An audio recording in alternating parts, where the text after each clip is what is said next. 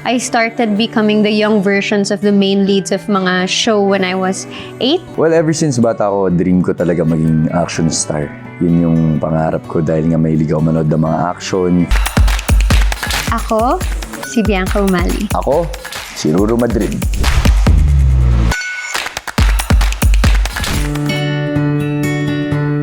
So actually, I really started doing commercials when I was 2 years old. And then I started na mag-audition and mag-extra as a kid when I was 7, 8. And ever since, lagi rin ako sa GMA nag-audition. So even before I signed with GMA in 2009, doon lang din talaga ako napapadpad palagi.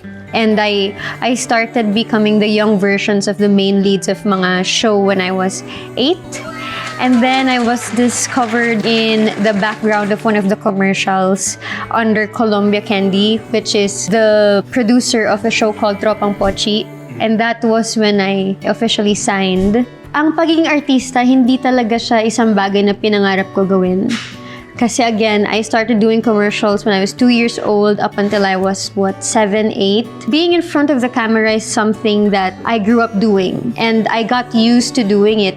So hindi ko masasabi na naisip ko na gusto kong mag-artista because I was growing up na umaarte ako in commercials and I was auditioning and then hanggang sa pag nakukuha, I was used to the lights and the cameras and the sets and everything. So it's not something that I can say that I dreamt of, but it's something na alam kong pinaghirapan ko. Well, ever since bata ako, dream ko talaga maging action star. Yun yung pangarap ko dahil nga mahilig ako manood ng mga action from pelikula nila FPJ to Senator Robin Padilla, Philip Salvador. Yun yung mga growing up, yan talaga yung pinapanood ko. Siguro naka-discover sa akin ng pinakaunang tao nagtiwala sa akin ng aking manager before, si Direk Mario J. De Los Reyes. Sa isang birthday party, na meet niya ako doon, then tinanong niya ako kung gusto ko ba maging artista. Then sinabi ko, yes. So, bago ako mag-protege, na-meet ko na siya at tinanong niya nga ako anong pangalan ko. Nung sinabi ko yung pangalan kong Ruru,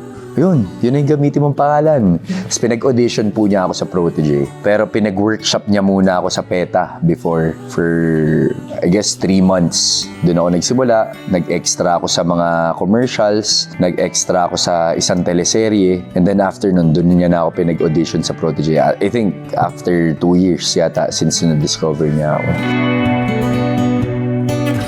Actually, lahat.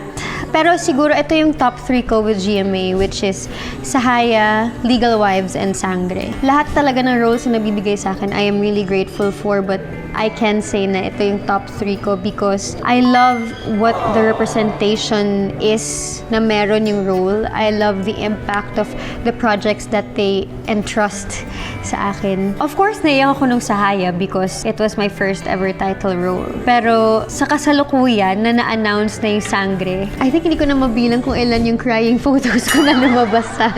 Like in every event and every interview, palaging may crying photo. Siguro kasi Encantadia is such a huge project of GMA. It's a different world, and to be given the opportunity to be one of the Sangres itself. And kung alam nyo lang yung story, it's very overwhelming to the point na first time kong maramdaman na nakaka-pressure siya ng bongga na hindi ko alam kung paano ko i-handle, pero thank you Lord.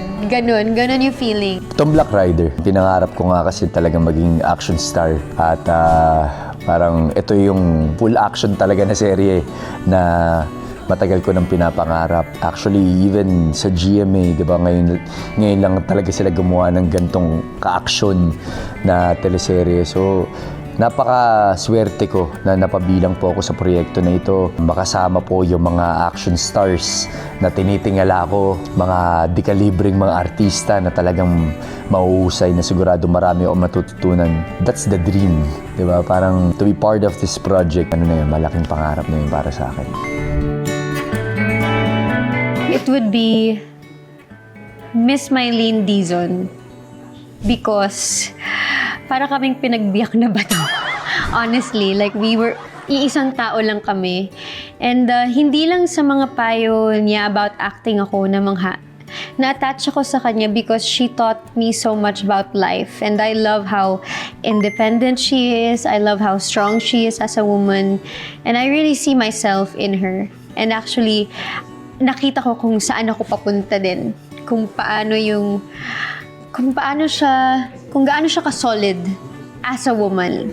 Siguro kay Tatay Ipe, parang recently lang nung nagkasama kami sa Black Rider kasi siya yung naging mentor ko sa Protege. So syempre marami na siya naturo sa akin doon. Pero nakakatuwa lang na syempre Philip Salvador, bukod sa napakahusay niyang action star, napakahusay din niyang aktor. Ang pinaka hindi ko makakalimutan na advice niya sa akin is, okay na gumawa ng action. Kung yan talagang gusto mo, gawin mo yan. Kung yan talaga pangarap mo, gawin mo. Pero lagi mong tatandaan na bago ka makipaglaban, dapat lagi mo nga alalahanin ang puso ng storya. At doon nang gagaling yung drama. So, kahit na ano pang klaseng fight routine yan, ano pang klaseng gaano kadelikadong stunts yung ginagawa ko, hindi ko dapat mapabayaan yung drama. Yun yung gusto kong dalhin hanggang pagtanda ko, hanggang ipasa ko na sa mga younger generations of actors yung mga natutunan ko sa mga nauna sa akin. Yun yung gusto kong gawin.